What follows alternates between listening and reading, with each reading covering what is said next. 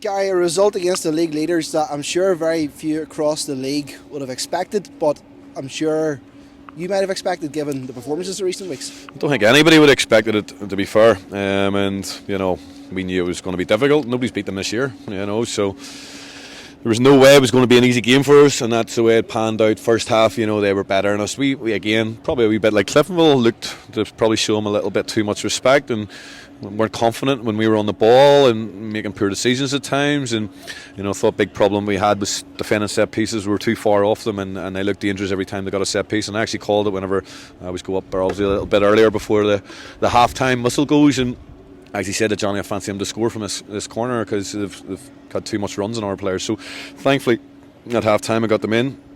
I was able to get in their heads and need to be tighter from their players because the quality of the balls coming into the box, and they were big side. You need to be tight, you need to be able to make a challenge, and we weren't able to do that, and that's how the first goal was scored. But they were better than us in the first half, and we didn't start right. And listen, we battled hard, and I was gutted for the boys because they battled hard, coming in 1-0 down right in the last phase of play in the first half. But we said we got them in at half time. We said start believing in yourselves again like you did at Cliftonville. We told you it's the same at Cliftonville.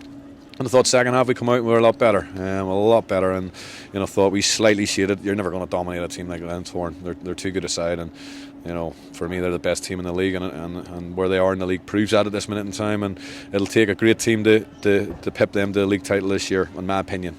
But tonight our boys showed character again, like they did at Solitude on Saturday. And I thought there were a couple of special mentions tonight. Every single one of them was outstanding. But a couple of special mentions has to go to Skinner tonight. 38-year-old, played a game on Saturday. To lead the line like he did tonight was unbelievable. And Rory Brown as well, coming for crosses, taking the pressure off the defenders again from set plays and all, is a credit to him. And I keep harping on about him. It's an unbelievable sign for us. He's been outstanding since he's come here. He's been a joy to work with. And again, I have to pay credit to the two subs that come on as well. Micheál Glynn, as I was explaining to BBC there, was unfortunate that he didn't play tonight, but I made a decision for his health and for his fitness, that we didn't take a risk after playing the 4G pitch on Saturday to play him 2 games in 3 days after being out for 4 or 5 weeks with a hamstring injury. So we didn't want to take a unnecessary risk in a game that, let's call a spade, nobody would have expected us to get anything out of. So I wanted to make sure he didn't cause himself any damage tonight by playing two games in too short a succession.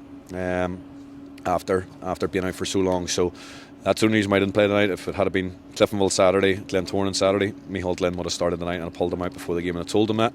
So it wasn't that he wouldn't have played tonight, he would have. But thankfully we had that quality to come off the bench tonight, and AP again, that's 3 times he's come off the bench this year. Scored a big goal against Ballymena away. We were down to 9 men. She scored one there against Dungannon the other week, and he scored a massive goal tonight against Glentoran for us. So I'm delighted, and even Darler come on and he was outstanding, and listen, I hate doing that, I hate singling players out because everybody was outstanding that man tonight, but special mention has to come on to go to them boys as well because they're sitting on the bench and they're not involved in the game. It's hard sometimes to come on in games, especially against a good side like that, but they all come on and they all played their part tonight, and I was delighted for them.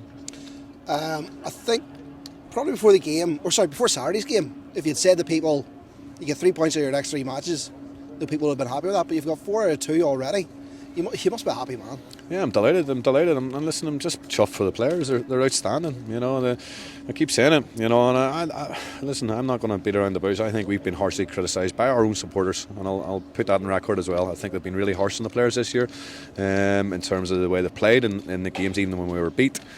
And I read things online at times and all the rest. And listen, it's water off a duck's back to me. I've been in this game a long time, and it frustrates me a lot of the time when you hear some of the comments that people come out with and they haven't a clue. They actually haven't a clue about football. But if you watched us every week this year and you knew anything about football, there's only 2 games we've let the supporters down this year. Okay, results maybe haven't always went their way, but certainly for me this year, our players have come out and give everything for this football club, even in their defeats against Larne, against Cliftonville, against Linfield, against Crusaders. Anybody watching them matches that has any idea about football, knows that and can see that. And I know after all them games, you have been coming out to me and saying you've been unlucky there, you've done well, and so you are football people, you know that. But then you get idiots that go online and talk rubbish, and and again, it's the fact that has on the players. It doesn't have an effect on me because I couldn't give one toss about it, to be totally honest with you, but it certainly has effect on players when they're reading stuff like that and criticism from their own fans. And I said part and parcel of football, but when it's fair, when it's deserved, then yeah, okay, I'll accept that. But when it's not fair and it's not deserved, then I'm not going to not stand here and back my players up. All that said, Guy, would you agree that tonight there was a bit more of a special buzz around the place tonight? The fans were in top voice tonight for a change. Yeah, and again that comes, with another good performance. But because we win the night, that's why they're in top voice, and that's the way it goes, But when we score the second goal, all of a sudden you can hear them singing and everything else. But I think fans, and I've said this all across the world, no matter where it is, home fans need to get behind the players from the start, keep backing them, keep supporting them, Our away fans are unbelievable, but when we come here at home, it's difficult. It's sometimes you have to be winning before you get anything out of them, and that's hard. And I'm not saying everybody's the same, but it's a huge majority of them, and it's difficult because we're a part-time team playing against full-time teams, and it's already difficult as it is. But sometimes you need that extra man, and there's no doubt. And again, as I said, and I've praised them when I think they deserve praised, and there's no doubt tonight. When we went 2-1 up, they've helped the team to get that victory at the end, and that's where they deserve their praise for that, because they were brilliant. They were singing again. It's a long time since we've heard the fans at Mourneview Park singing, especially on a Tuesday night match. But as I say, they deserve credit tonight because they got behind the players. But it shouldn't take for them to be winning a game for them to get behind them. Yeah. Well, let's move on. Let's look to Saturday. Obviously, Linfield, another tough fixture. How do you meet that challenge? I suppose same again, you'd be asking for the players.